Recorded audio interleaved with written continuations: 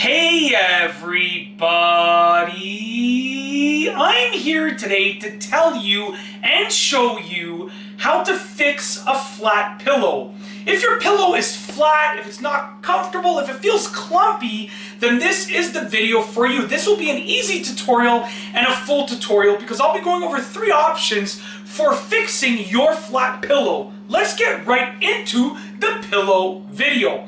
The first thing that you want to try is pressing on either side of the flat end of the pillow with your hands. Now you can do this on the floor, on the bed, anywhere, but as long as you get your hands and you kind of go back and forth like this on either side, what this is going to do is that's going to distribute all of the materials inside. That's usually why pillows become flat, is because the materials clump up inside. So you want to do it on either side. Just kind of press inwards on the flat part of the pillow, okay? The second option, and you can usually use options 1 and 2 together, is to get either side of the pillow on the thin part of it, grip it, and just go like this. Just like that. Okay? What that does is that, once again, redistributes the material inside and gets it moving. So you can combine those 2 together, and that usually will do the trick for the most part. Okay? The third option, if those don't accomplish what you need them to accomplish, involves using a dryer.